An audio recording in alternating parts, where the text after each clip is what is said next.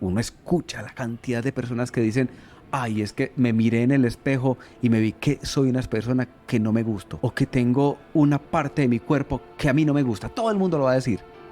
Pocas personas te van a decir, mi cuerpo es 100% perfecto y soy una chimba.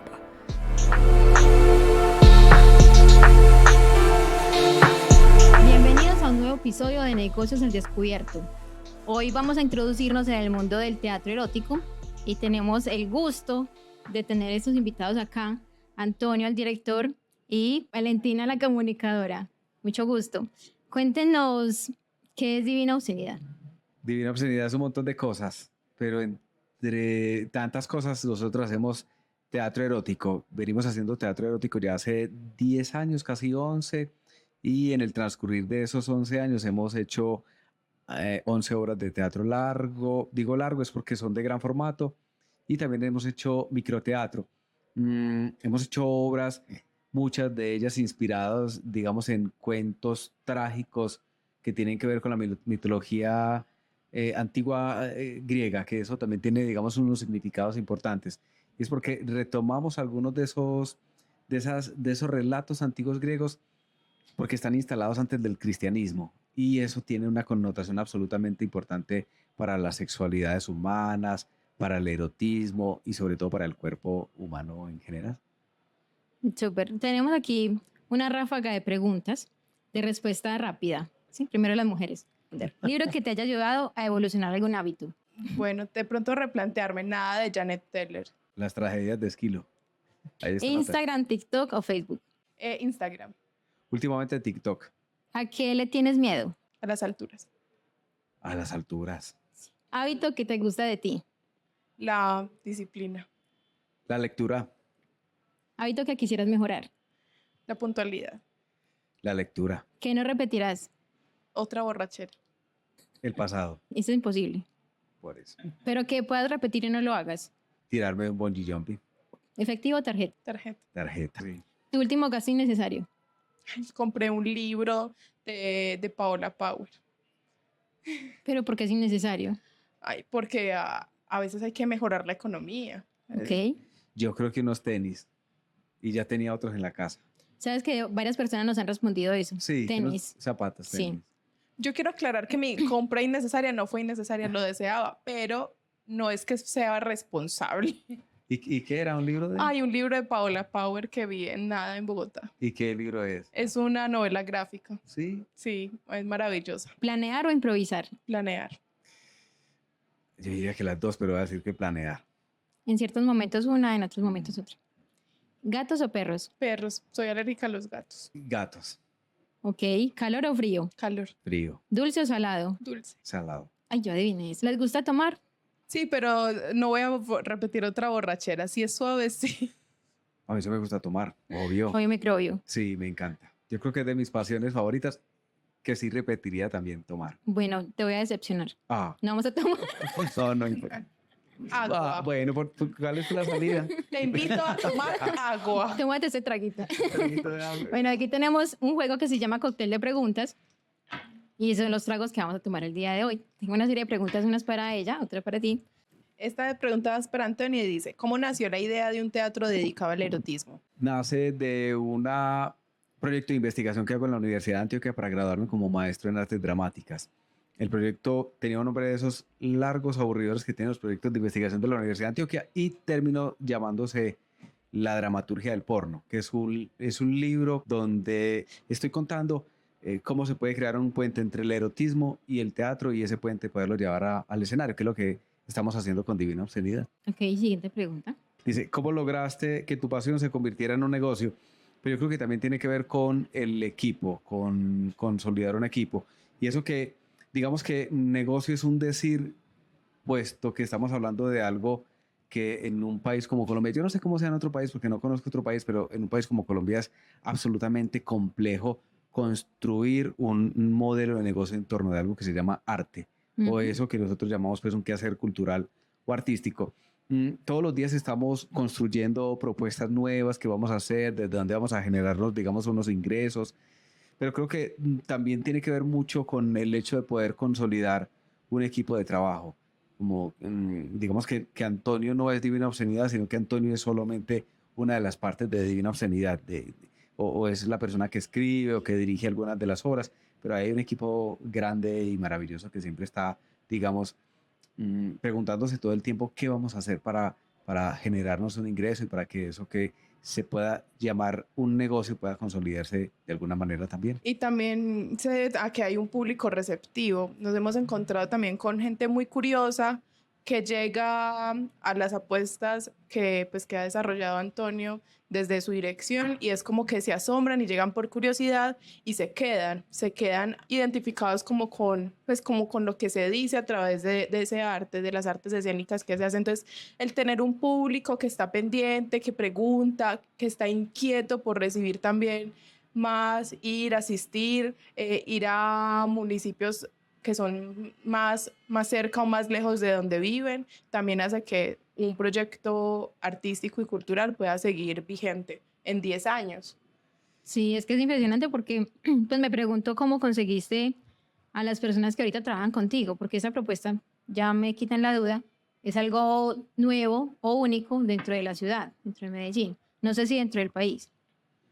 Pues digamos que fue nuevo cuando comenzó, porque ahorita todo el mundo está haciendo erotismo y todo el mundo está haciendo cabarets y demás. Y me parece fascinante también porque digamos que es una sacudida del cuerpo que era o necesaria para Medellín o necesaria para el país o lo que fuera. Pero cuando arrancamos éramos, digamos, los únicos que lo hacíamos. O digamos que fuimos como las personas precursoras en todo el tema del teatro erótico, del burlesque, sobre todo, del cabaret y demás. Súper. Otra pregunta. A ver. ¿Cómo manejar los temas controversiales? El arte de por sí siempre ha tocado temas que son controversiales y que nunca han estado como al servicio de nada o de nadie, a no ser casos específicos que están al servicio de ciertos intereses. Pero en nuestro caso particular, yo creo que seguir haciendo y seguir trabajando es la forma en la que más se ha contrarrestado la apuesta de la controversia o las críticas. Porque llegan personas incluso del público que llegan con curiosidad, llegan por primera vez a ver una obra o una puesta escénica y dicen, pero es que usted habla de la liberación del cuerpo y del empoderamiento, pero se en pelota. La obra también es una respuesta a eso, a que el cuerpo es el canal por el que llegamos a esta vida o a este espacio que compartimos todo. ¿Cómo hacer que una prenda, en serio es tan importante? O sea, no es más allá, no son más importantes otros temas como cosas horribles que pasan o cosas maravillosas que nos permite el cuerpo para relacionarnos con el otro y encontrar el placer. Entonces, las mismas obras son la respuesta a las controversias porque nos han bloqueado en redes sociales y aún así tenemos ese público que nos está buscando que va y sigue la nueva cuenta. Y es que hay mucha hipocresía porque, pues, a todos les gusta culiar o a todos les gusta el desnudo o se pueden admirar, ahí pueden hacer y también incluso admirar su propia belleza, o sea, encontrar la belleza en el cuerpo del otro y en el propio es una cosa que podemos compartir todos los humanos. Además que lo sexual, lo erótico es algo natural del ser humano. Sino que es que estamos permeados pues por la religión, la cultura, política, un montón de cosas pues sociales y eso nos bloquea. Entonces, por ese lado. Y tienen una cuenta bloqueada también por eso, porque la gente denuncia.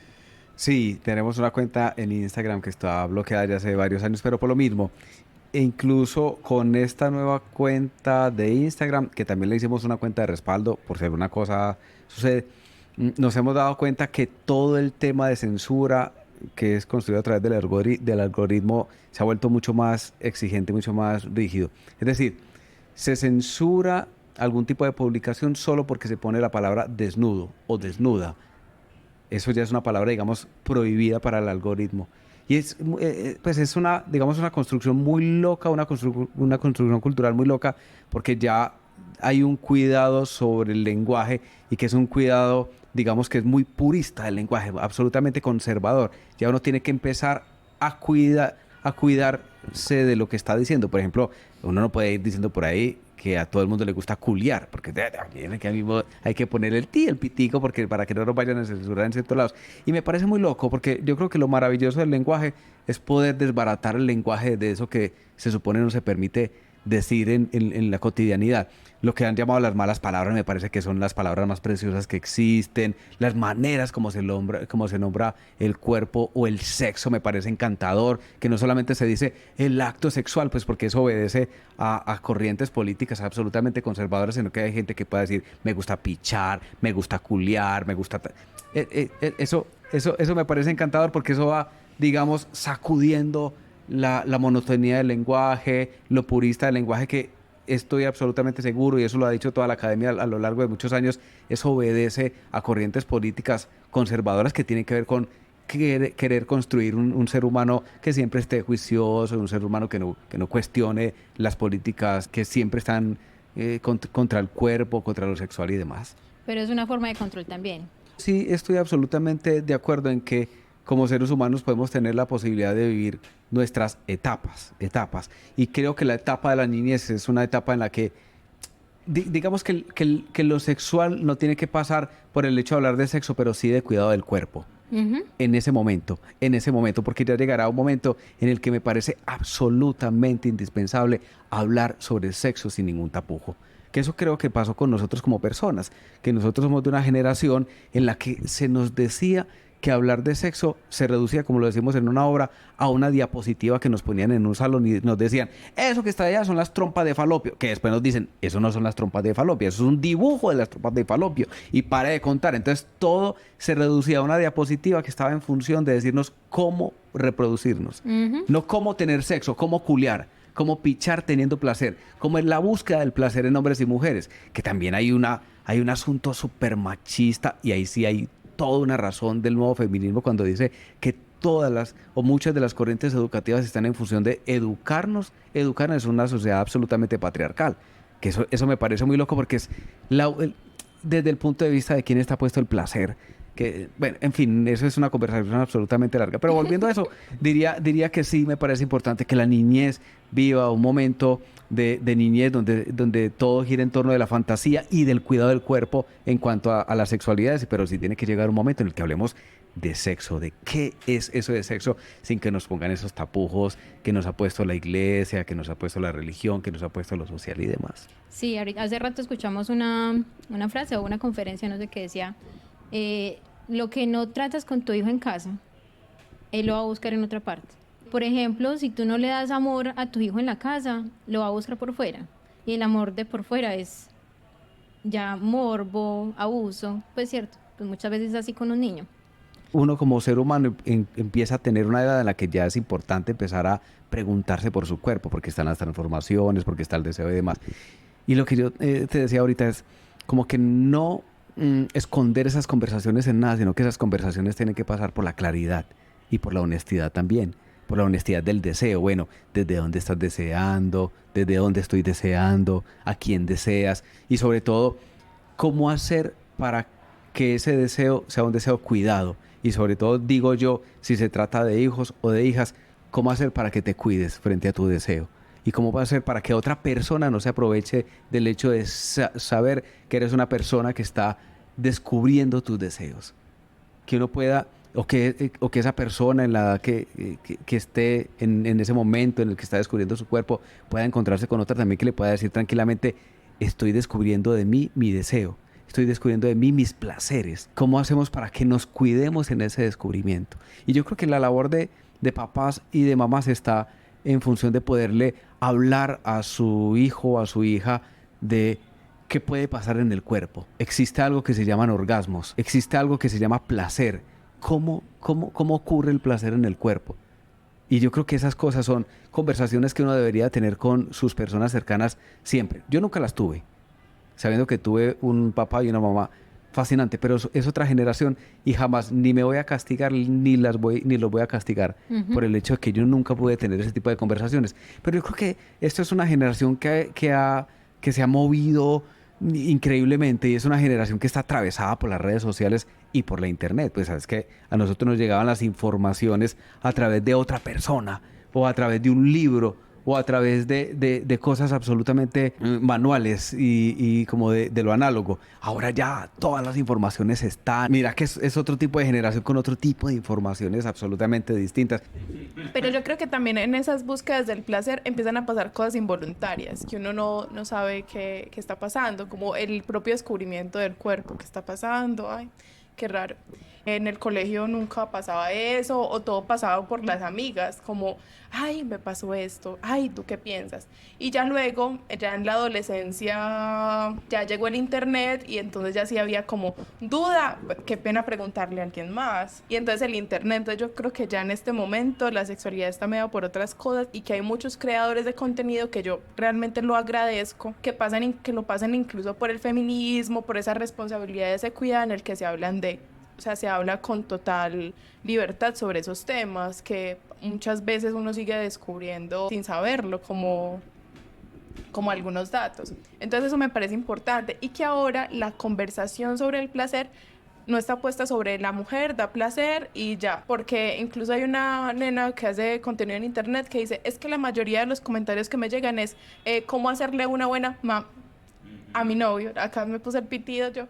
Y entonces la decía, pero ¿cómo así? Pues a veces los manes no preguntan cómo hacértelo a vos. Entonces también es ponerlo desde el arte, también permite que las inquietudes hayan otras que pasen por lo político, porque todos los sentires son políticos.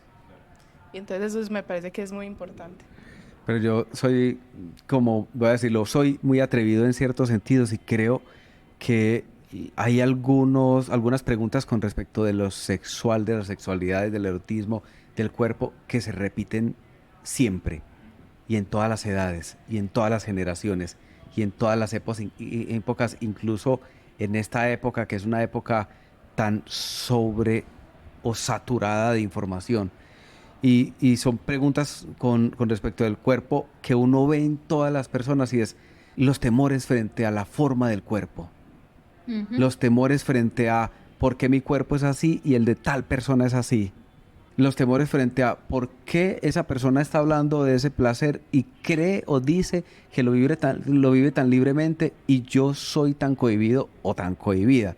Y eso sucede y creo que eso nos pasó a nuestra generación y le pasa a cualquier otra generación. Porque creo que hay preguntas, inquietudes, eso que llamarían temores que atraviesan lo humano, que atraviesan el cuerpo humano.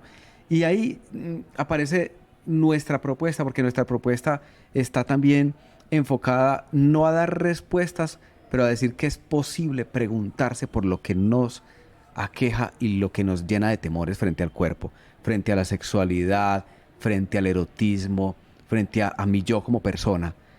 Y nuestra propuesta lo hace y lo hace, digamos que estéticamente, poniendo obras de teatro que a veces son trágicas, que muestran personajes que se preguntan de manera trágica por esos dolores, esas angustias y esos miedos, y se responden también de manera trágica, pero siempre aceptando el hecho de que son personas que su cuerpo, su ser erótico pasa también a veces por el temor, que no hay ningún problema con hacerlo. Pero a veces también como propuesta estética construimos obras de teatro para reírnos del hecho de decir que somos personas temerosas frente a nuestro propio cuerpo.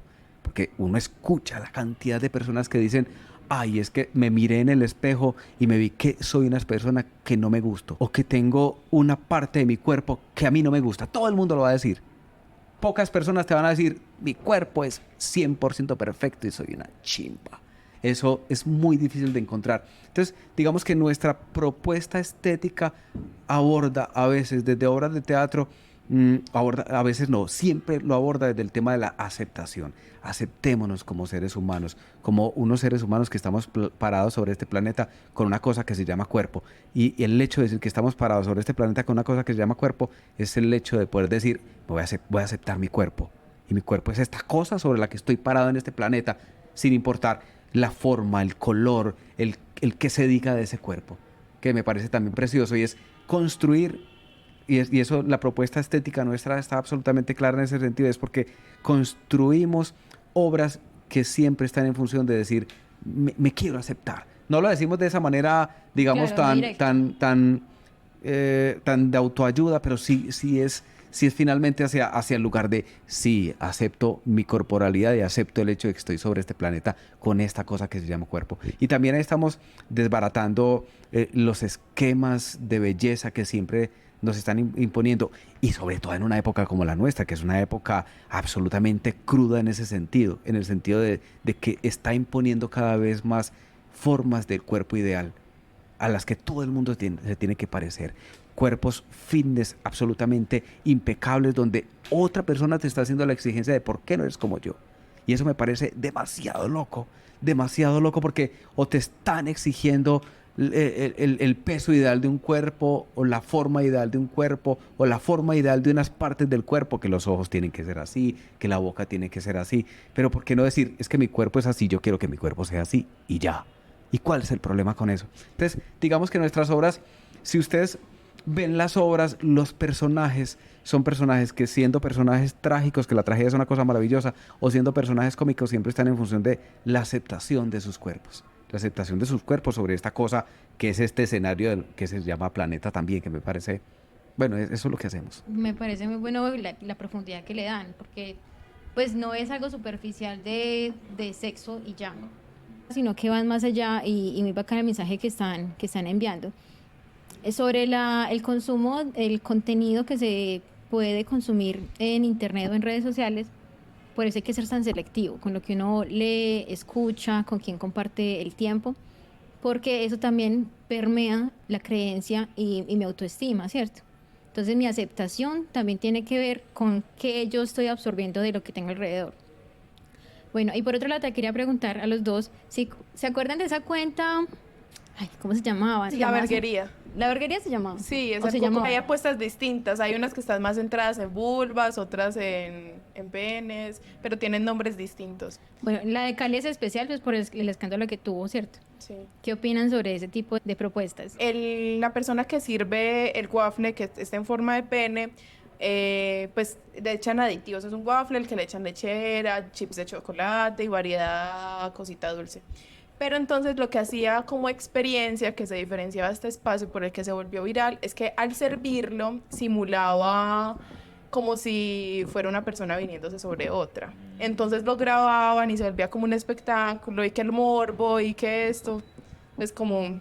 Sí, ese fue el escándalo. Entonces, en redes se volvió viral, y entonces empezaron ya también el man a decir, no, es que a sexualizar al man, pero también a decir que las chicas estaban siendo sexualizadas. Pero pues sí, cabe aclarar que todo estaba pasando por el consenso, desde donde se veía.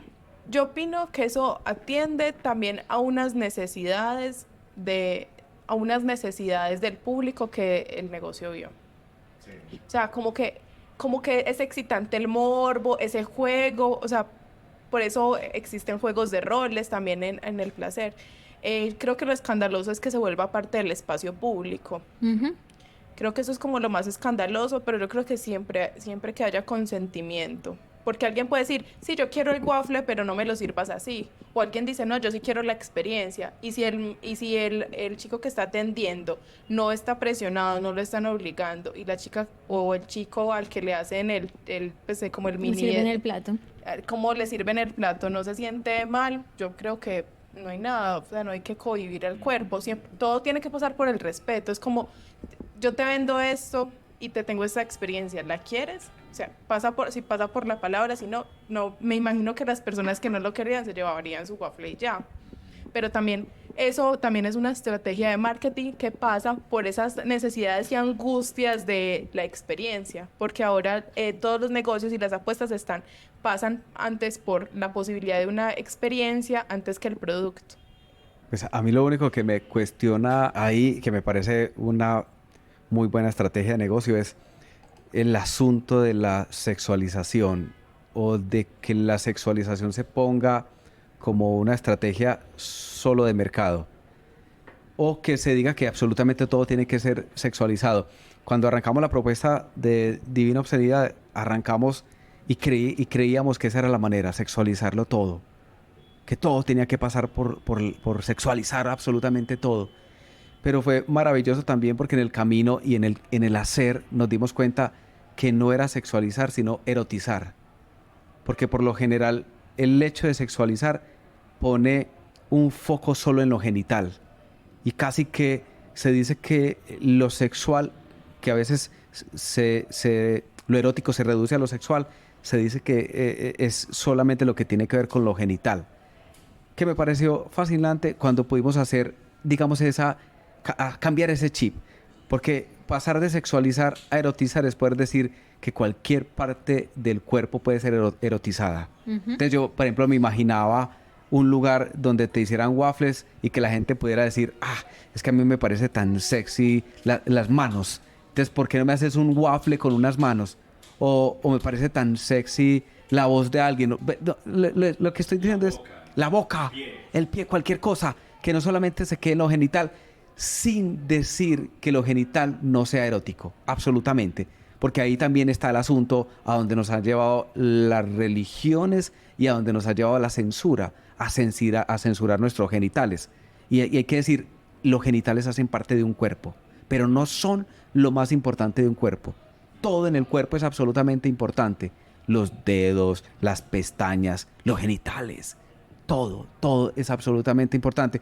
Yo creo que ahí está en que a muchas de las personas se nos ha negado la posibilidad de decir, a mí me gustan las tetas, o me gustan los chimbos, o me gustan el culo, o me gustan las vaginas, pero yo no lo podría decir abiertamente, ni siquiera en un espacio consensuado porque está prohibido. O porque parece vulgar. Y que también, volviendo a lo del negocio, es que si la gente va y es popular es porque hay unas inquietudes sobre esa genitalidad que no se ven en ninguna parte y que es ahora cuando estamos conversando de ellas. Hay en un capítulo de un documental en el que cuentan que hubo un papa el que le quitó un día en medio de la noche, le quitó los genitales a las esculturas del Vaticano. Le arrancó los penes y los testículos. Y que entonces en medio de la burla decían es que en el Vaticano, en algún lugar hay un cajón lleno de penes. y entonces ahí llegamos también a la reflexión religiosa. Dicen pues desde el catolicismo, el hombre es el reflejo de Dios.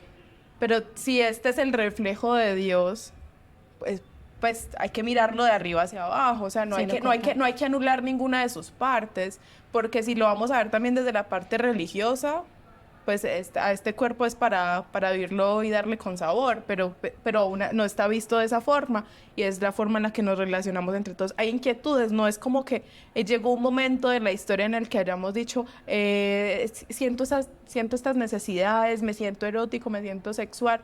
Es una cosa humana y también es el reflejo de esa creación de la que nos han dicho siempre, si vamos al aspecto religioso. Entonces también es que nos hemos tragado el cuento entero mucho tiempo. Y obligados a tragárnoslo. Sí. Yo sí estoy de acuerdo con Val y también últimamente estoy creyendo en que todo el asunto de la sexualidad ha de pasar nuevamente por un rasero de lo educativo y que hay que volver a construir una nueva educación sexual o una nueva educación para las sexualidades alternativas, para el erotismo. Además porque la educación sexual tradicional está o pasada por lo religioso, donde te dicen que el sexo es pecado y que nosotros como personas nacemos con un pecado original, o pasado por lo médico, donde por lo biológico, donde te dice que eres una persona en función solo de reproducirse. Creo que eso hay que meterlo en una maleta y dejarlo guardado y que los extraterrestres vengan a burlarse de eso. Lo chistoso es que nacimos con el pecado original. Y ya se murió Jesús y nos perdonaron todos los pecados. Y entonces... pues yo no sabía eso. Que Jesús ya... Pero también el concepto... a mí me crean en la fe católica, no soy practicante. Yo tampoco, pero sí. Pero también es como una serie de rituales que están puestos alrededor de cumplir metas. Es como si fuera una pirámide. Lo voy a decir así y Dios mío, mi mamá ojalá no escuche eso. Pero sí, es como primer requisito, bautizo. No eres católico ni practicas, pero como la tradición dice que cuando nazca mi hijo, entonces hay que bautizarlo, entonces voy y lo bautizo, así yo nunca vaya a misa. Y luego así el matrimonio, luego la aplicación de los óleos y todo ese montón de eventos. Sí. Sí, es que en mi familia hay curas, hay religiosas, entonces sí. Tenemos eso en común, porque mi papá quería que yo fuera monja. Es que, ay, mi hija, soñé con que se iba a ser monja, y yo... Sueñe. Sí, y entonces, pero no le dicen a nadie que, por ejemplo, viste a alguien y te gustó, y es como que hace parte también de su erótico, como como no es solamente como, ay, nos vamos a juntar en matrimonio, entonces, y también le venden a uno esa idea, le venden a las niñas, nos vendían ese ideal, creo que ya no, o pues en algunos espacios, hay que llegar virgen al matrimonio. Hay que llegar virgen al matrimonio y entonces las mujeres que se casaban a los 30, entonces como, no sé, apretándose en una almohada, en el cojín, en el peluche que le regaló el novio en la cita en la sala de la casa y que se van a terminar casando con un man que de pronto no es una persona ideal, no es una buena persona y tampoco conocieron ese aspecto tan importante que es una de las bases más importantes de un matrimonio. Entonces, claro, una religión o una educación que empieza a llegar y a traerle tristeza y angustias a una pareja, que después termina en infidelidad, luego no se cuidan, llegan enfermedades al hogar, porque cosa que se puede evitar a los 10 años, en hablar con tranquilidad. Y puede ser igual de ridículo como decir que, ay, es que si se te perdió el lápiz, entonces vas a morir viejo y solo. No sé si han visto una imagen que dice que en internet que si pierdes tu lápiz, entonces no estudias, si no estudias no trabajas, entonces vas a morir solo. Pero sí, o sea, es una construcción que tiene que venir desde el decir con claridad al principio y empezar a hablar cosas. Ahora se está hablando de las sexualidades no alternativas y la forma en la que en reconocernos como hombres o como mujeres o como personas no binarias. Y me encanta que ahora le estemos poniendo nombre y que se esté hablando abiertamente y que también pasa por lo estético, que es una de las cosas más lindas en el vestirse como me gusta, tomar la decisión, tener la autonomía, porque eso también hace una vida más feliz y sociedades más felices en medio de tiempos donde están pasando cosas horribles, donde hay conflictos, que ni siquiera podamos solucionar nuestros conflictos internos, pues ya habla muy mal de lo que somos como humanidad. O sea, a mí lo que me preocupa de la educación pasada por lo religioso es el tema del castigo. Y es porque todo es un castigo. El cuerpo es un castigo. Los genitales son castigados. El placer es castigado. Y eso me parece absolutamente terrible porque digamos que la vida de muchas personas gira en torno de eso, de no poder, digamos, disfrutar de la vida misma precisamente porque todo gira en torno de que me estoy castigando por hacerlo. Si disfruto de un vaso de agua, ¿por qué lo estoy haciendo? Y el por qué implica un castigo. Si vi algo que me gustó o me encontré con alguien con quien quise tener sexo o disfruto del sexo con mi pareja y exploto sexualmente con mi pareja, a veces entra el momento y uno lo escucha, el momento de ¿por qué lo estoy haciendo de esa manera? Y entra el castigo, que me parece absolutamente cruel y doloroso, que lo religioso nos haya impuesto el tema de castigarnos por ser personas del deseo, por ser personas que sentimos placer. Yo creo que hay que borrar lo religioso en todos los sentidos, porque lo religioso nos ha hecho mucho daño y volver a construir, y eso es un ideal, porque eso jamás pasará, pero creo que sí es posible volver a construir otros valores y que los otros valores pasen por otro tipo de sentidos distintos al hecho de que seamos personas que siempre nos estemos castigando por el hecho de vivir, que eso me parece muy loco, que lo único que queramos sea morir para poder ir a otra vida, y entonces esta vida queda. Pues, ¿y aquí qué vamos a hacer? Sí. Bueno, sigamos con más preguntas. Ay, yo no respondí una que tenía por acá. Ah. Ay, qué pena. ¿Y cuál era? Dice, ¿cómo encuentran al público objetivo? ¿Qué estrategias usan para llamar la atención al público? Sí. Ahí dice vale. Sí, dice vale. Sí, vale. así lo pensamos. Bueno, lo que dicen, no hay forma más fácil de encontrar al público que los que llegan a las obras. Eso es como, o sea, es el primer público. Y con otras, y las redes sociales nos han hecho también en darnos cuenta, por ejemplo, cuál es el rango de edades, y es como más técnica como el la perfil pregunta, el perfil, qué hacen, qué buscan, cuáles son, como dónde viven. Y lo que hemos encontrado es que el público que nos sigue en redes sociales es el que va a las obras, el que va a las fiestas, los que si hay un conversatorio van al conversatorio. Entonces hay un público objetivo muy claro. Hombres y mujeres son el 50-50%. No es como que, es que van más hombres, entonces hay muchos morbosos.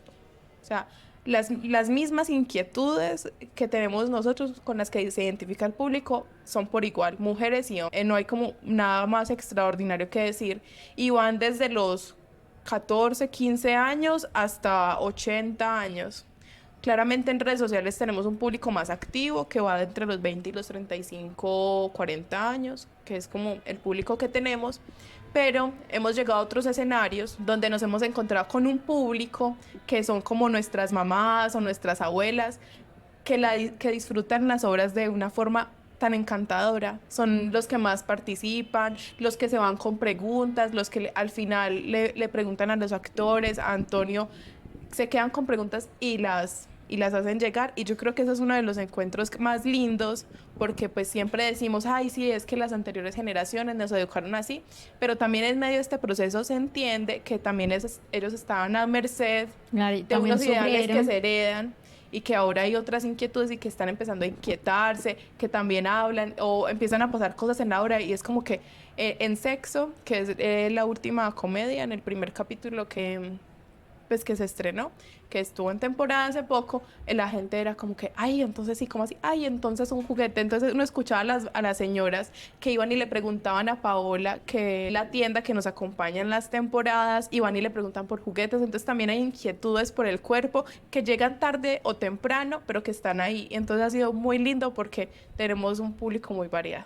Y con Val y desde las comunicaciones hemos aprendido también que una de las claves es hablar muy amorosamente. También bajarle un poco al hecho de generar resistencias o choques, porque el choque de por sí está. Y es un choque cultural. El encuentro con las sexualidades, con el erotismo, siempre es un choque, siempre ha de ser visto como un choque. Entonces, digamos que cuando nos encontramos con nuestro público, también el encuentro es un encuentro amoroso y las conversaciones cuando son a través de las redes sociales son amorosas, llenas de corazones, de cositas les invitamos a que estén aquí.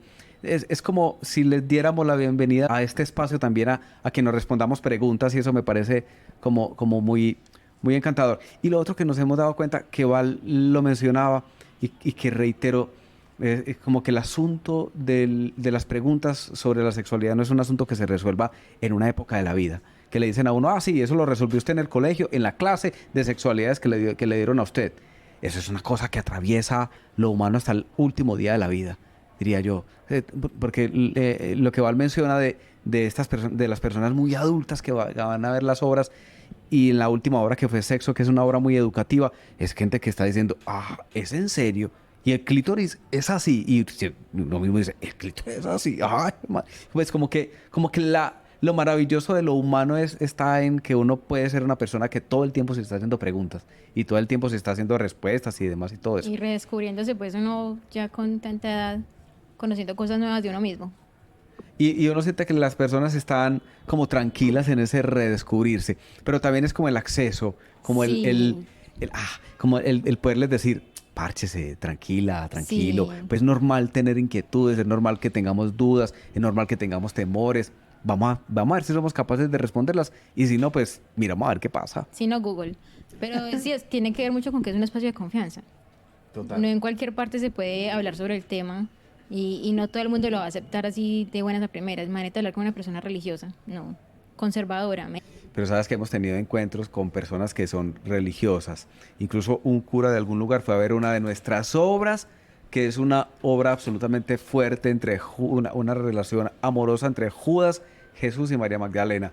Y después nos escribió contándonos que le había encantado la obra, que le había gustado mucho. Y la obra, Fuerte. pues es una obra muy fuerte. Ven, Pero y también, al principio, yo te interrumpo toda ahora, ¿qué no, parece? no hay problema. Sí. Al principio tú no tenías público, pues saliendo de la universidad apenas, tenías solo la tesis y el proyecto en la cabeza. ¿Cómo empezaste a llamar al público? Pues yo creo que también fue con la primera obra, que se llamó Minotauro, que era un encuentro entre dos chicos y una chica. Y eso, digamos que la gente fue llegando a esa primera obra, y de ahí para allá fuimos construyendo un público que hasta ahora está ahí también. Pero creo que también es porque desde el principio, como equipo, nos planteamos en romper esquemas, en romper estereotipos, y sobre todo estereotipos amorosos. Y aquí también se hacían obras de teatro donde no solamente se mostraban relaciones heterosexuales, sino que se mostraban relaciones entre chicos o relaciones entre chicas, pero eran obras muy ocultas, y obras que, digamos, los encuentros amorosos, los encuentros sexuales eran encuentros todavía muy, muy escondidos. Lo que hicimos es que evidenciamos el hecho de que somos personas que también pasamos por lo sexual y pusimos en escena actos sexuales explícitos, sin importar quiénes estén en el escenario, si es un chico o una chica, un chico, un chico, una chica y una chica. También porque la pregunta, la inquietud más allá de lo estético era una inquietud filosófica y es ¿por qué negamos el hecho de que somos seres también que estamos pasados por lo erótico o lo sexual? La tesis estaba precisamente en eso, en por qué en las narraciones siempre se nos está ocultando el acto sexual. Y ahí parte importante de lo que decíamos es, eso tiene implicaciones absolutamente políticas. De decir, pues yo soy un cuerpo glorioso, yo no culeo, yo no picho. ¿Qué? Eso que lo digan quién sabe por allá en el medioevo y eso que lo digan quién sabe en qué lugares. Pero somos seres que estamos pasados por lo sexual, somos seres que estamos atravesados por lo erótico. Entonces nuestra propuesta estaba en vez de esconder, evidenciar, abrir la cortina y decir, esos personajes en esa historia que estamos contando, que siempre estamos contando historias, también son personajes que tienen deseos por otros personajes y deseos sexuales y deseos amorosos y deseos que pasan por lo erótico. Te lo poníamos así. Y así apareció la primera obra y de ahí para acá pues hemos tenido la fortuna de tener a las personas que han estado ahí como siguiendo nuestras propuestas, que es una gente muy bella. Parece que fue algo fácil. Que yo creo que las personas ven es como la dificultad, como si fuera una pared, y no ven el proceso como un escalón tras otro. O sea, uno no empieza con 1.000.000 de seguidores, uno empieza con 1, y luego 2, y luego 100, y luego 1.000, y luego, ¿cierto? Uno va construyendo eso. En cuanto a la audiencia, tú haces tu obra, funciona con 2 personas, con 3, con 5, con 10, y va subiendo. No es una cuestión automática. Y yo creo que eso es lo que frena a muchas personas a empezar un proyecto desde cero. Sí, como que no le tuvimos miedo al hecho de decir, bueno, somos un teatro que podemos hacer teatro para 10 personas o para 1.000 personas como lo hemos hecho en el Pablo Tobón. Nunca hemos tenido esa dificultad. Vamos a teatros o a espacios donde son espacios íntimos para, ¿cierto? Como para 20, 30 personas y digamos que sentimos la misma felicidad y hacemos la obra con la misma rigurosidad que cuando lo hemos hecho en el Pablo Tobón con el Pablo Tobón lleno, por ejemplo. Y otra de los asuntos que creo que también ha sido como muy, muy importante en la propuesta es que eso erótico o eso sexual lo hemos puesto desde el punto de vista humano. Y ahí la investigación fue muy importante porque nos mostró que el porno tradicional heterosexual siempre nos mostraba encuentros sexuales ideales. Y eso frustró a la humanidad. Porque todo el mundo decía, ay, yo tengo que tener el chimbo parado 4 horas. Y yo como mujer tengo que tener el squirt y bañar esta pieza y echar. O mis tetas tienen que ser de esta manera, o mi culo es así, o mi vagina tiene que ser esa cosa así que parece dibujada como una porcelanita. Lo que hicimos es decirle, bájale al porno, bájale al porno. Sexualmente, como cuerpos, somos absolutamente diversos y somos torpes también. Y somos personas que a veces no se nos para. ¿Y qué? Y somos personas que podemos empezar a explorar la sexualidad de maneras alternativas, como nos lo ha venido enseñando el BDSM, todo el parche sadomasoquista últimamente, que dicen, ojo ahí, lo sexual no solamente está en lo genital, lo sexual no solamente está en lo genital. Entonces, el espectro, cuando nos decíamos ahorita que pasamos de sexualizar a erotizar, tuvo que ver con eso, con bajarnos del porno tradicional, porque hay corrientes del porno alternativo que son preciosas, que pasan por ahí, que dicen, somos seres humanos que nos sexualizamos y nos erotizamos de distintas maneras. Y somos cuerpos que sentimos, o sea, no solamente un cuerpo que puede sentir un orgasmo, es el cuerpo de la mujer perfecta que está en YouPorn, jamás. Ese también, pero los cuerpos tradicionales, los que caminan por aquí por la Avenida Oriental, también pueden tener sus orgasmos y los viven de la manera apasionada. Entonces nuestras propuestas ponen cuerpos en escena, que son cuerpos absolutamente cotidianos que dicen el sexo, lo erótico es torpe, lo erótico también pasa por lo cotidiano, se baja de esos ideales que nos montó el porno hace mucho tiempo. Sí, eso de que sea exitoso, encontrarse, socializar con otros no siempre es fácil y menos erotizar. Pues también hay entonces en el porno es como, ya, llegó el promero, estabas arrecha, se dio 4 horas ahí, y se repite, y tienen energía. Bueno, y es como, y entonces ya eso es lo satisfactorio, eso es lo que está bien, durar mucho tiempo. Pero me acordé de que uno en la adolescencia le llegan textos como María, que es un texto romántico, y es como que en el consumo cultural, que son los primeros que uno tiene, es como que están ahí y hablan de las flores y están enamorados, pero solo se han visto 2 veces. No, y están ahí con esa cosa, lo que están es más arrechos y no han podido, y uno es todo el libro a ver si pasa, que pase algo. Y cuando uno llega a textos, que todo el mundo habla de Gabriel García Márquez, pero lo estoy releyendo, me estoy leyendo El amor en los tiempos del cólera, uno ve que todo el mundo culea entonces el Florentino Ariza, que es el personaje, entonces habla también de la belleza de esas mujeres con las que se encuentra, entonces esta era afro y esta se veía de tal forma, y entonces sus faldas, y uno sí dice, sí, tú puedes, porque claro, y todas esas historias de él son realmente el reflejo pues, de nuestro país, de historias cotidianas y de lo que uno escucha en la tía y en la historia de los amigos que se encuentran con sus historias familiares y los que se encontraban a escondidas con esas puertas pequeñitas que le hacían a las puertas grandes para escabullirse en medio de la noche, y que también pues pasa por el texto, pero cuando ya lo vemos y nos encontramos con esa escena, como lo que pasa en Divina, pues es un asunto maravilloso, porque es como que, ay, no solamente lo estoy imaginando, sino que esa historia que está también pasada por el texto hablado y actuado ha llegado hasta nosotros, y a veces esas coincidencias son maravillosas para darle a uno respuesta. Maravilloso. No me acuerdo cómo termina María. Porque que no se hablaba de... ¿Cómo termina María? Él muere, sí. Él muere. No me acuerdo. Sí, él muere y no... Y nunca hicieron nada. No. Él muere, sí, creo que, pero no sé, no, porque yo lo leí en el colegio, pero creo que Sí, él hace cierto, él muchos muere años. y ella va a la tumba de él, Y la llena de flores. algo así, ¿cierto? Ay, qué pesar. Creo que sí, termina así la novela. Efraín estaba como... Menos- Sino que es que él le hace una promesa. Ellos se encuentran y se conocen, ellos son como primos. Y entonces él va, creo que él hace la expedición botánica con Humboldt o uno de estos botánicos, y entonces él le promete volver para casarse y se mandan cartas. Pero pues tampoco es como una sexteada por carta. Entonces es como... Entonces las cartas son como... Demasiado romántico. Sí, claro, está dentro del género del romanticismo. Entonces, mis angustias, yo no sé qué. Sí, pero pues una mental, no sé. ¿Y qué pregunta teníamos luego? ¿De cuál es la clave o las claves que nos puedes dar en este momento para superar el pánico escénico? Vi que tienen un curso sobre eso en la página web. Sí, normalmente hacemos un taller sobre manejo de pánico escénico y cómo hablar en público. Y hay como unas claves que son, digamos, las básicas, pero todas parten por el hecho de decir que pararse en un escenario es un asunto técnico. Y que como asunto técnico, eso se puede aprender y que cualquier persona lo podría aprender.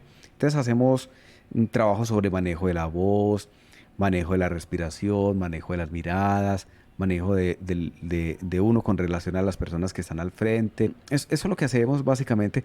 Pero también es decir que lo que nosotros hacemos es poderle decir a las otras personas cómo pararse en un escenario, sobre todo cuando tiene algún tipo de presentación que se puede preparar, que no solamente es improvisado, aunque se hacen algunas técnicas de improvisación y demás que son absolutamente indispensables. Pero tiene que ver con eso, con cómo pararse sobre un escenario cuando se tiene algún tipo de conferencia o taller o presentación, pues como en público. Te llegan personas que tienen que hablarle mucho a muchas personas en público, y muchas de ellas son, digamos, con personas que les da mucho miedo el hecho de pararse en un escenario, el hecho de que otras personas les estén mirando.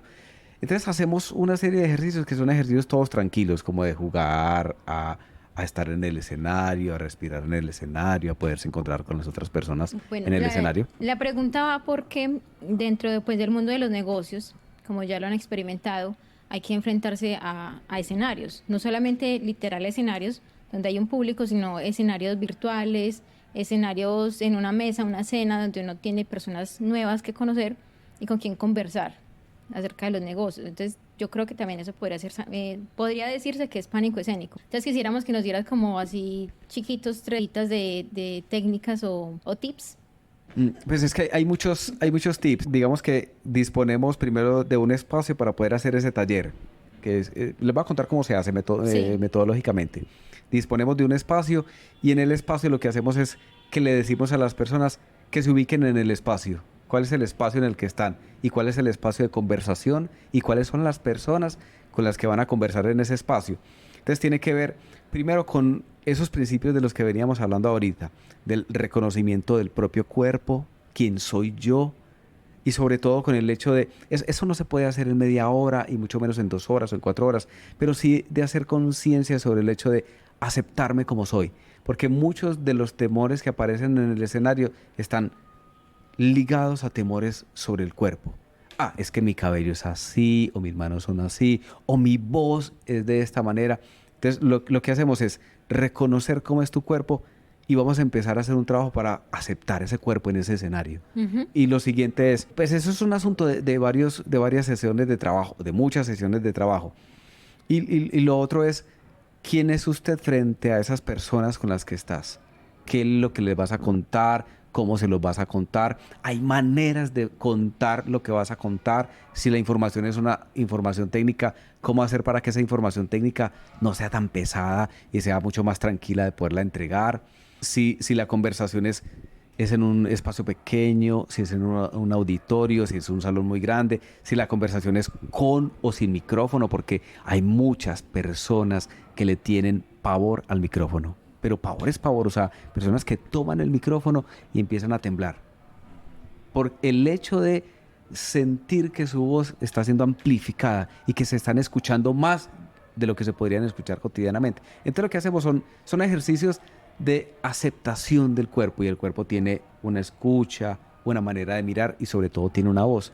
Y la voz tiene unas inflexiones, unas maneras de respirar. Parte importante también tiene que ver con un trabajo sobre la voz, y el trabajo sobre la voz es, hay maneras de afinar la voz, hay maneras de hacer inflexiones en la voz para que la conversación sea una conversación amena, amable, que la otra persona te escuche con tranquilidad y sienta que lo que estás diciendo es algo tranquilo, ameno y que sobre todo es importante también. Entonces, el curso es un curso bastante divertido. Lo hacemos una compañera que es Dey Vera, que es la directora de Burlesca Escuela, que es una escuela de burlesca que tiene la ciudad de Medellín.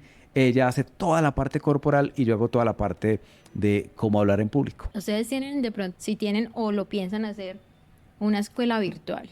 Pues lo hicimos en pandemia, hicimos un taller virtual de burlesque y nos funcionó bastante, pero yo creo que eso es lo que puede seguir también, hacer talleres. Cuando hacemos la convocatoria de los talleres, aparecen personas que nos dicen que sí podemos hacer los talleres virtuales. Yo creo que ahorita es empezar a recoger algunas ideas y poderlo hacer de maneras distintas a como lo hemos venido haciendo hasta ahora. Lo virtual es definitivamente lo que sigue también. Uy, sí, ¿verdad? ¿Y cómo les fue en la pandemia? ¿Sobrevivieron? Yo creo que soy una proyección de mí mismo, es que está aquí. Pero la pandemia fue absolutamente dura y dolorosa para nosotros como artistas. No sé cómo pudo haber sido para el resto del mundo.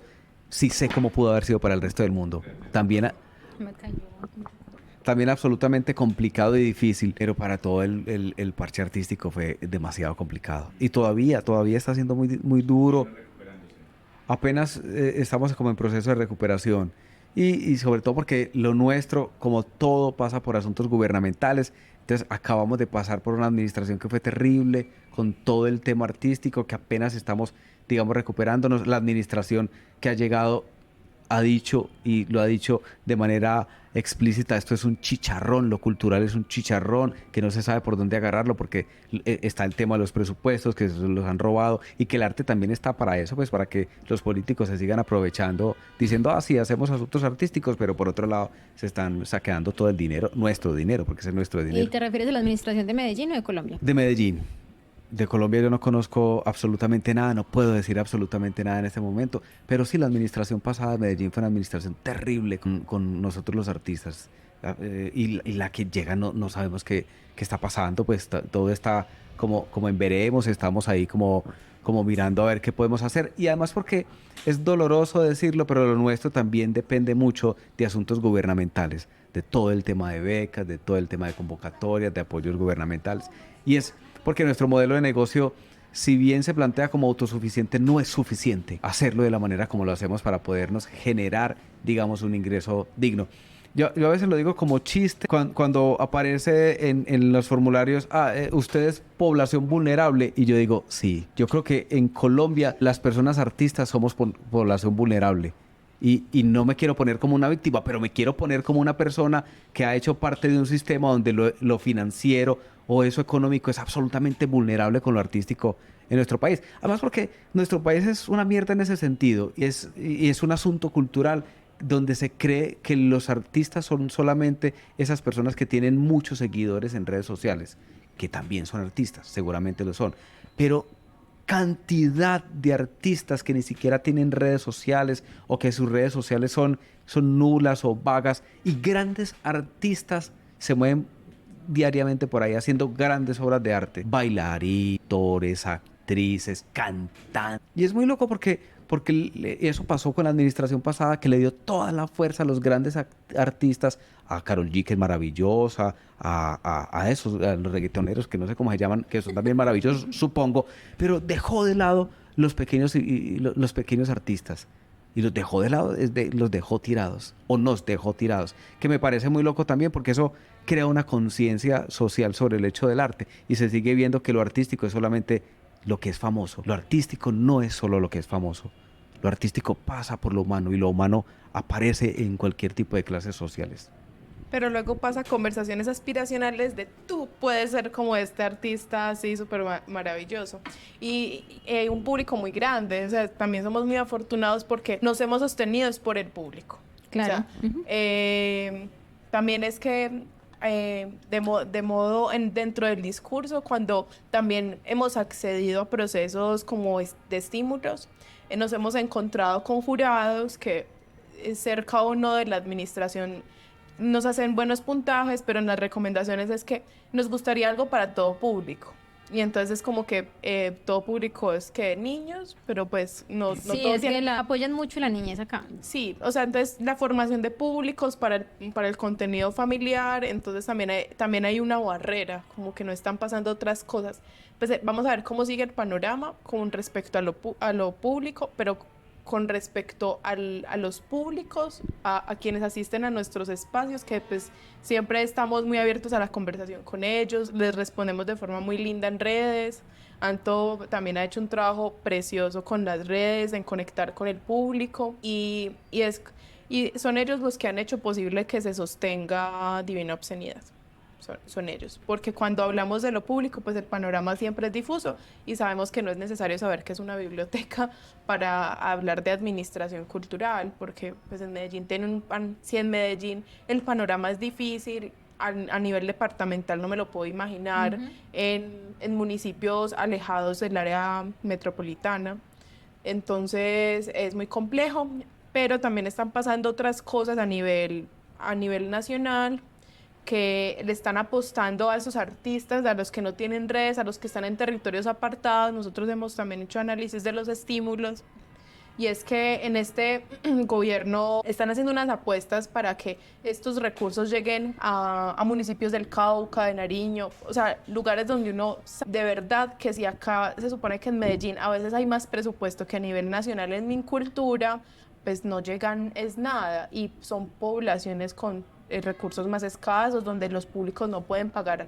muchas veces una boleta de entrada. Sí. Entonces, como que también es hacer arte y cultura, es ir mediando, es ir también analizando. Y creo que está ligado a esta pregunta que está acá en este papelito, que es la siguiente, que se dice: ¿qué se necesita para mantener vivo un espacio donde el arte se encuentra con la erótica? ¿Cómo aseguran la sostenibilidad y el crecimiento del teatro? Creo que estamos respondiendo precisamente a esta pregunta, porque también es el no quedarse quieto, el estar mirando, el estar migrando, también escuchar mucho a la gente que quiere, o sea, ¿qué quieres? O sea, como que queremos las obras, pero a veces también la gente quiere como que vayan a nuestros espacios. O sea, si alguien de pronto dice, es que yo quiero tener en mi casa una parte o un monólogo, también se puede. O sea, también existen todas estas posibilidades para escenarios alternativos y escenarios pues ya configurados como son los teatros, pues los teatros. Muy interesante. Hay que mirar diferentes opciones, pues lo que yo les decía ahorita de la escuela virtual es una gran posibilidad, porque es llegar a públicos que no están en Medellín, a públicos de otras ciudades, incluso otros países y otras regiones.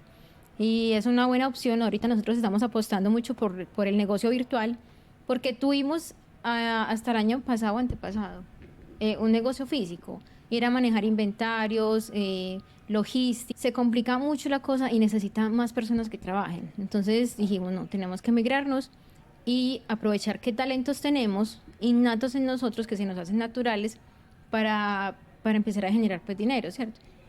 Y dijimos, aprendimos mucho de redes sociales, empecemos a asesorar personas de redes sociales. Y aquí vamos en el negocio, ahorita estamos apostando por el podcast, que también es un servicio para empresas y marcas personales, y por eso les decía de la escuela. La escuela es muy buena opción. Estamos invitando a la gente que se nos una al canal de YouTube, es Divina Obscenidad Teatro. Estamos subiendo mucho contenido de interés, o sea, conversaciones, lecturas, obras, y también es otra forma de apoyarnos a partir de la suscripción. La suscripción, el like, las horas, que nos vean mientras están cocinando, mientras están yendo al trabajo en su carro, ponen el audio, no cuesta nada y nos sirve mucho para seguir creyendo a nivel digital. Y también estamos estamos construyendo contenido por suscripción. Entonces, en redes sociales, en Instagram y en Facebook, Divina Teatro, les vamos a estar contando. O sea, vamos a tener contenido muy variado bueno, sí. para seguir creciendo. Pues ya también haciendo, lo estamos llamando Divina en todas partes y al mismo tiempo. Entonces, pues también para estar ahí de forma simultánea con públicos que nos ven en Bogotá y nos escribe mucha gente de Bogotá. Es como, ¿cuándo vienen a Bogotá? Y no es como que... Preparar la gira. Sí. Ve, en Bogotá había un teatro burlesque de, ¿cómo se llama esa actriz de televisión? Alejandra Borrego. No me acuerdo. sé, pero será Casa Ensamble. Casa de Ensamble. ¿No se llamaba así la señora? Alejandra. Que hace tiempo escuché que le tuvo que cerrar durante la pandemia. Que también era sobre burlesque, ¿cierto? Si no estoy mal. Era como un espacio, una casa maravillosa, gigante, donde hacían microteatro. Entonces, seguramente algunas de las obras sí pudieron haber sido o cercanas al burlesque o al cabaret en algunos de los Sí. espacios, porque teníamos muchos espacios. Entonces, hacían obras en varias salas y creo que tenía una sala grande, pero esa no la conocí yo conocí las salas pequeñas. Seguramente hacían burlesque y cabaret también. Entonces allá les está haciendo mucha falta este tipo de teatro. A ver, que nos inviten. Bueno, siguiente pregunta, ¿tenemos más? Así, quedan dos. ¿Cómo mantienen motivado el equipo de trabajo? Pues yo creo que todos nos queremos tanto que que en nuestro equipo todos entendemos como escuchamos al otro, estamos como pendientes y podemos apoyarlo, o si vemos como que hay algo que está bien, está mal. O sea, yo creo que esa es una de las primeras cosas para hacer como que el equipo de trabajo pues esté como más tranquilo. O sea, De escuchar. intiman entre todos ustedes. Sí, o sea, somos, o sea, antes que compañeros somos amigos, pero también, o sea, con el respeto, respetamos la posición profesional del otro, lo escuchamos, le damos su lugar. Yo creo que esa es una de las primeras cosas. Y creo que la segunda clave para mantenernos siempre activos es que entendemos que los otros también están en otros proyectos creativos, entonces organizamos los tiempos. Siempre hay un consenso sobre los tiempos, sobre el encontrarnos, porque pues la creación es un ejercicio de mucho tiempo. Uno ve, pues, si uno va a teatro, hay una hora, es una obra que dura 1 hora o 2. No es solamente trabajar esa hora, sino que hay muchísimas horas detrás de planeación, de construir el personaje, de ensayar, de construir la escena en conjunto. Anto es un maravilloso escritor y entrega los textos y a veces uno dice, pero ¿qué es ese monólogo tan largo? Pero entonces ya el actor, y entonces empiezan a construir el personaje, cómo vamos a hacer el vestuario, entre todos se piensa el maquillaje, entonces es una construcción muy linda que pasa siempre por el amor a crear y a que pasen estas cosas. Y lo otro es que todos, así como en la anterior idea, nos damos ideas, cómo vamos a hacer esto y las ponemos en conversación entre todos. Entonces no es como que alguien tome una decisión y se va a hacer. Y se imponga, ¿no? No, es una creación colectiva que hace que el equipo siempre esté motivado para seguir creando. Maravilloso. Eso es lo más importante para uno como empleado, que se tenga en cuenta las ideas y el aporte que uno realmente hace. Porque la plata, pues, uno la gasta en un momentico, pero ¿qué queda después? ¿Cierto? Sí, ¿para qué pesa vivir en angustias y en estrés? Ya. Y es también entender como que es un acto que puede ser también muy pasajero, pues que es una puesta en escena y que le ponemos todo el profesionalismo, pero que también es un acto pasajero que bien o mal, como que lo único importante que va a quedar es el hecho de poder decir que ahí está puesta nuestra vida y que también nuestra vida puede pasar por lo divertido, que no necesariamente tiene que pasar por ambientes, si se quiere llamar laborales, del dolor. Aunque es normal porque somos seres humanos y hay momentos de angustia también.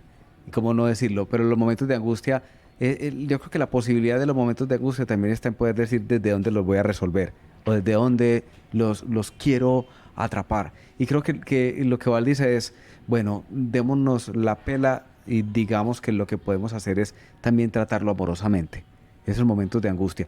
Respirar, si tenemos momentos de dificultad y nos tenemos que distanciar un poco, pues yo creo que lo mejor es que nos distanciemos. Y en algún otro momento, cuando las aguas se calmen un poco, conversamos, miramos a ver qué pudo haber pasado, qué fue lo que pasó y desde ahí lo vamos resolviendo. Sobre todo porque la creación escénica es un asunto colectivo, no es como en otras artes, como en las plásticas, que son procesos de creación más solitarios, donde uno está enfrentándose a sus propias ideas, sino que encontrarse con el otro con el que uno incluso ve, ay, creo que puedo cambiar esto, o puedo mejorar. A veces una conversación dice, ay, ¿y si hacemos? Y muy importante que Eso es muy que el lindo. escritor, como el originario de la idea, acepte estas cosas, ¿no? Sí, sí, Que sea sí. de bienvenida y no de impongo lo que yo digo. A veces. Me va a mentir, es que no. Retiro lo dicho.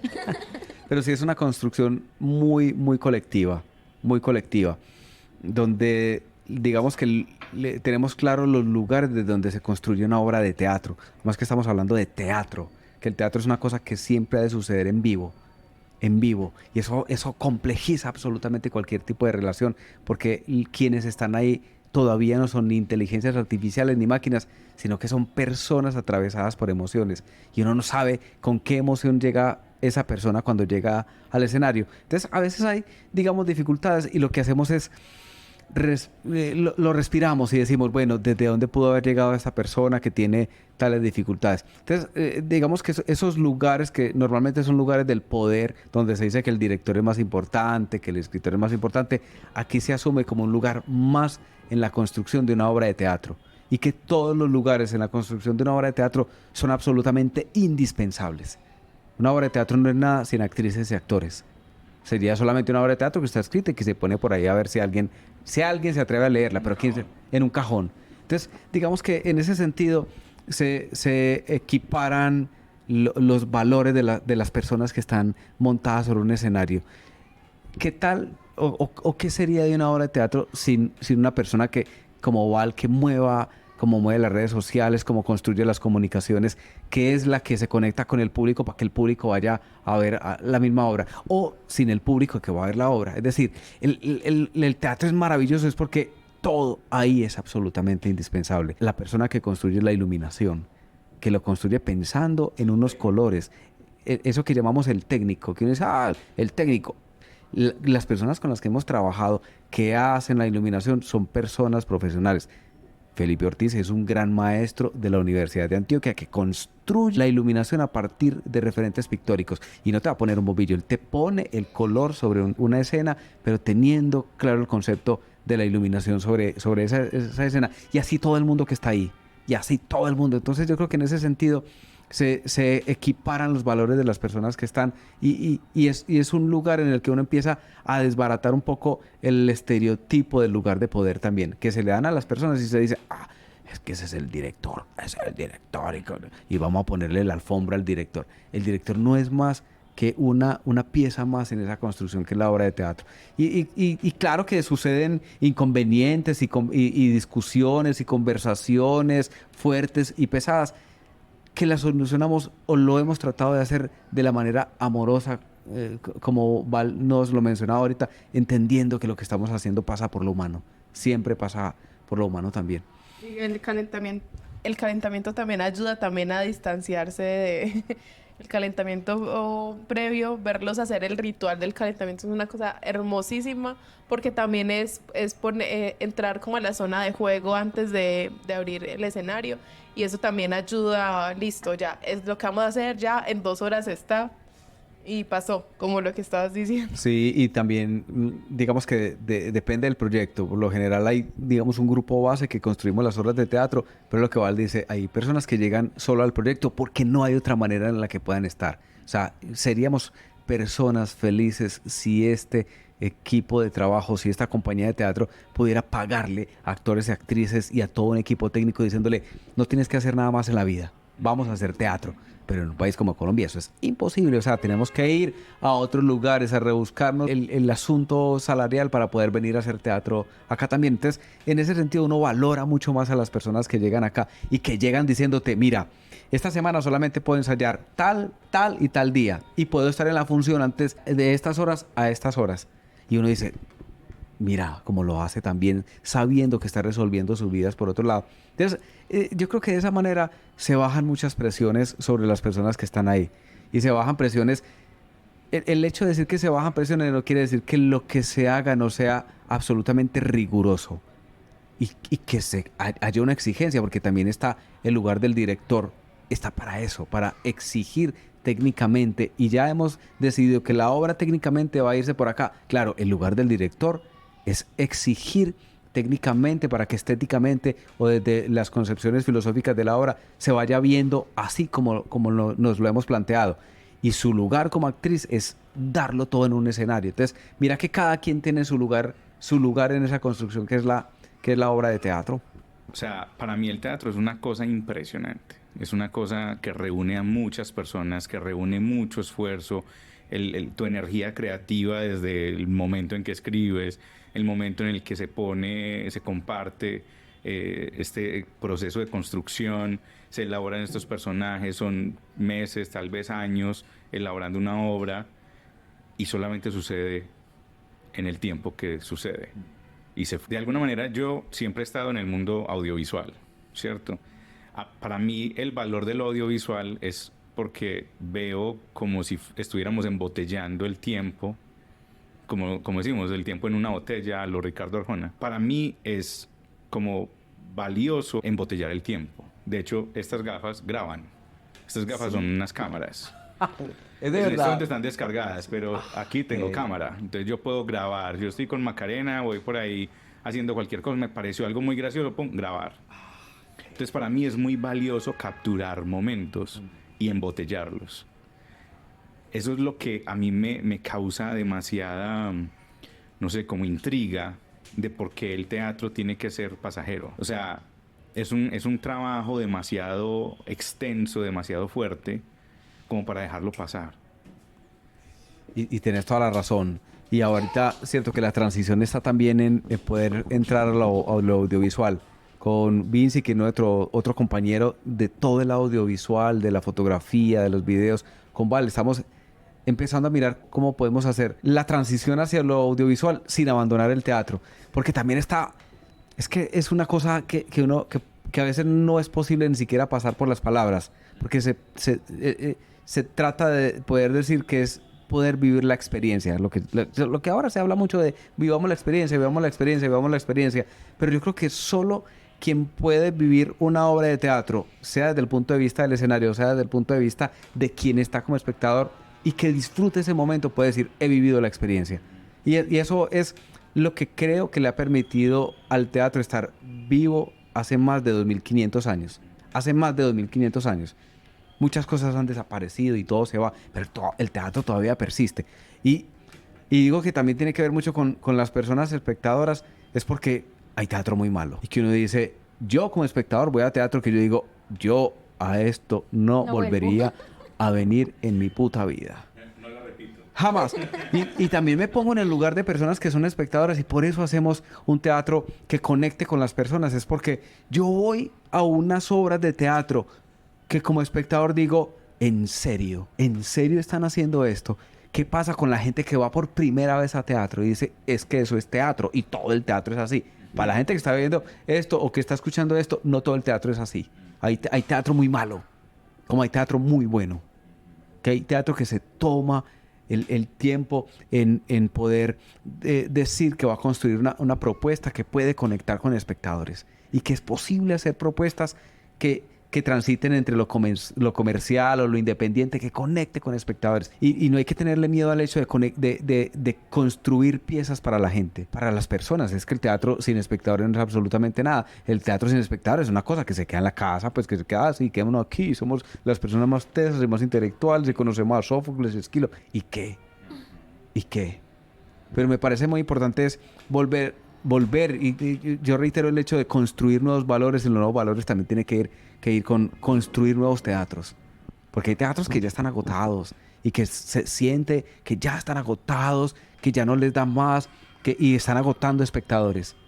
Y creo que lo que hay que hacer en el teatro es una responsabilidad política, el hecho de poder decir, voy a construir una obra de teatro para crear espectadores, que vayan a mis obras, está bien, pero que también vayan a otras obras y digan, el teatro es esto es teatro erótico, me encanta, esto es teatro físico, me encanta, esto es teatro muy cómico, de tal manera cómica, me encanta, pues que los espectadores puedan transitar entre eso, pero creo que nos tenemos que dar la pela por construir piezas teatrales que sean amables con el espectador también. Así es que vuelven, si no, no van a volver. Claro, total. Terminamos con esta, que dice, cuéntanos una historia de un cliente inconforme y cómo lo solucionaron. Solamente voy a contar una cosita, y es cuando tuvimos una sede, tuvimos, digamos, la fortuna de estar acompañados por personas maravillosas, de todo el lado del equipo, el respaldo que tuvimos a la hora de construir una sede y lo que significa tener una sede de teatro en un país como el nuestro. Todo el asunto legal es absolutamente imposible de sostener. La legalidad de nuestro país es muy dura con las personas que queremos construir, digamos, un negocio independiente. Es muy, muy dura, es absolutamente cruel y dolorosa, y sobre todo para pequeños empresarios. Eso es absolutamente difícil. Pero digamos que tuvimos la fortuna de estar con un equipo que siempre nos respaldó, que estaba ahí, que decía, bueno, y hay que contarlo de esa manera, y es porque no había manera de generarnos a veces, ni siquiera a veces no había manera de generarnos un ingreso, como un pago para nosotros, porque había que pensar en el pago del espacio y en lo que significa pagar un espacio, y sin embargo estábamos ahí, que me parece absolutamente loco que sea de esa manera, porque creo que políticamente no tendría que ser de esa manera, y es muy doloroso porque quienes lo hacemos de manera legal decimos, cómo lo hace la otra gente también. Y ahí sí encontramos un par de clientes inconformes, de personas incluso cercanas al gremio, que me parece muy, muy loco, que nos trataron, y lo voy a decir, cuando nosotros poníamos el hecho de decir, bueno, vamos a tratar en una relación de tú a tú, y entendemos que lo que estás haciendo es un acto artístico y que vamos a poner el espacio para que todo sea maravilloso, un par de personas que llegaron, pero quiero contar esta experiencia negativa, solo para que pasemos al otro lado, de personas que nos trataban como, es que no sé cuál sea la palabra para poder decir, gente que te llamaba con el dedo, pues, y eso ya pone a la otra persona en una relación absolutamente cruel con quien está aquí intentando ponerte un espacio para que estés ahí bien armando tu obra de teatro. Digamos que ese fue el único encuentro difícil, porque de resto hasta la gente que estuvo apoyando nuestro espacio también con sus obras, con sus puestas en escena, es gente que nos apoyó de manera maravillosa. Y ya, de resto, no tengo nada que decir. Bueno, hubo uno que no fue tan cliente, pero una persona que llegó que pensó que éramos un prostíbulo. Y una vez llegó muy borracho y muy problemático, pues porque, claro, hacíamos fiestas para que la gente se sintiera segura, cómoda, llegando en lencería o llegando con esas prendas que están en el closet que nunca hay oportunidad de sacarlas, que uno las compra porque las ve bonitas, en el caso de las mujeres o de los hombres, y uno dice, pero ¿dónde me la voy a poner? O es para quitármela y ya. Entonces también eran los vestuarios con los que llega el público, incluso a las funciones. Es una cosa tan maravillosa. Entonces llegan con un chaleco tapándose el vestuario por debajo. Sí, o llegan al espacio y se pueden cambiar, guardan las cosas, incluso en las obras, o sea, si tienes un corset guardado y no has encontrado la oportunidad, una blusa de malla, un encaje muy lindo, pues también son espacios que pasan por lo estético como espectadores, ser parte de la experiencia, que es la invitación que hacemos, como llega con el vestuario que quieres, este es un espacio donde vas a estar seguro, donde te vas a buscar. Entonces, claro, llegaban las personas con su vestimenta, con sus prendas súper lindas, y pues hubo una ocasión en la que un vecino llegó como un poco borracho, y entonces quería llegar pensando que era un prostíbulo y agarrar a una de las chicas. Entonces le pedimos que por favor se saliera, porque así como somos abiertos, amorosos, también hay que cuidar a nuestro público y corresponder a esa confianza que ponen en nuestros espacios. Entonces también es encontrarnos con un público que, claro, de pronto los tragos se confundió, lo que sea, pero pasan esas cosas, y siempre hay que manejarlo con mucho respeto y con mucho profesionalismo. Pero también tiene que ver con que en estos años hemos podido hacer, digamos, un trabajo de educación de espectadores. Y es una cosa también maravillosa que nos alegra muchísimo, es porque muchas de las personas entendemos el código o la convención, y el código y la convención no es una convención estricta o rígida, pero sí entendemos que propiciamos espacios para que la otra persona se pueda sentir libre desde el consentimiento. Entonces es lo que Val dice que es maravilloso, porque las personas se atreven a poner sus pintas, sus trajes que no se pondrían en otro lugar, sino en nuestras fiestas, en nuestros eventos o en nuestras obras. Y lo que pasó con este señor, a mí me pareció encantador, porque da cuenta de otra manera de muchas de las personas que hay en nuestra ciudad y en nuestro país, de cómo está su elaboración con respecto del cuerpo, de las sexualidades, del erotismo, donde ver a una persona con un encaje lindo, eso ya lo lleva a unas connotaciones de él que lo relaciona con esas formas culturales desde donde se ha venido relacionando el cuerpo, las sexualidades y el erotismo. Estos días veía un programa de televisión de esos que presentan los sábados por la noche, de chistes.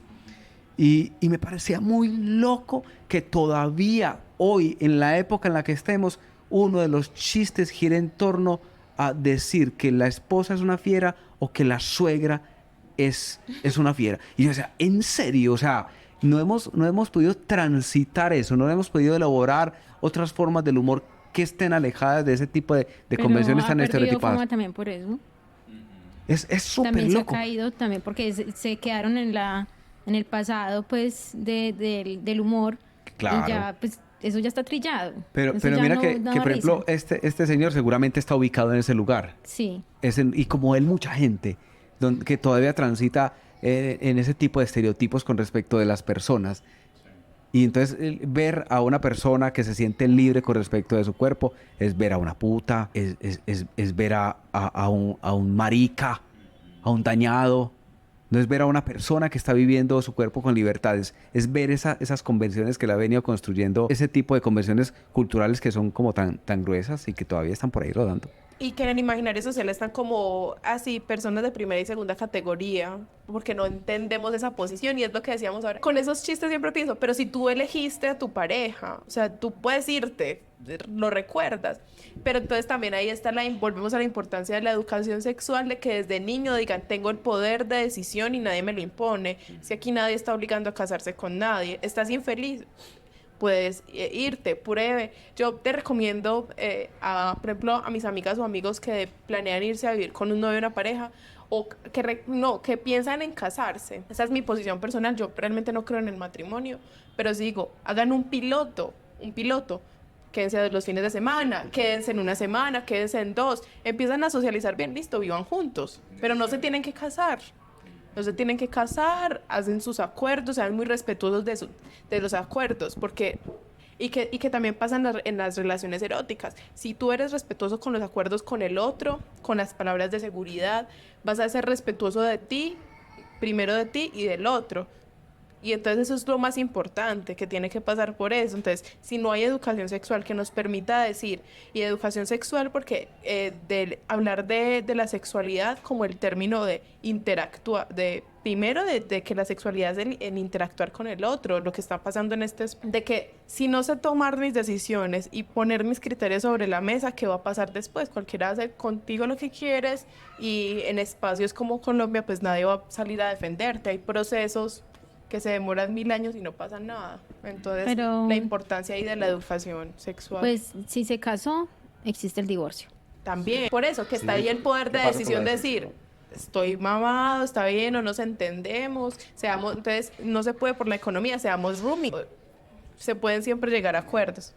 Comercial ahora sí. Viene el estreno de Sexo, el segundo episodio, porque lo estamos haciendo por episodios. El segundo episodio, el primer episodio se llamó Clítoris, y este segundo episodio se llama Música para Culiar, que ese viene, el estreno será en junio, pero ya les iremos contando cuándo es para no confundir a la gente. Lo que nadie te dijo cuando más lo necesitaba. Y en espacios virtuales, si no están en Medellín o cerca a Medellín, la invitación es a que vean nuestro contenido en el canal de YouTube, Divina Obscenidad Teatro. Tenemos obras maravillosas, están desde las viejitas hasta las nuevas, es muy lindo.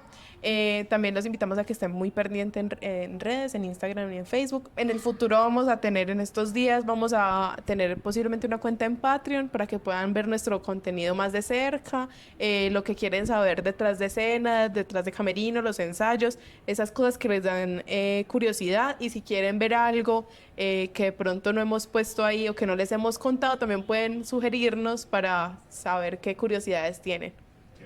Hablando de sugerencias, ¿a quién quisiera que tuviéramos acá en el podcast? Que les sea de utilidad para la empresa. No sé, a Nacho Vidal, a Esperanza Gómez, a quienes ustedes quieran, no, pues yo creería que es no, pero bueno, no sé, ya ustedes decidirán a quienes nos invitan para estar aquí como espectadores. ¿Ves? Un buen formato. Tener un conversatorio con público. Bueno, muchas gracias, encantada de tenerlos aquí. Seguramente van a volver. Estamos muy contentos de haberlos conocido y que nos hayan explicado y contado tantas experiencias que tienen con el teatro erótico. Ay, gracias.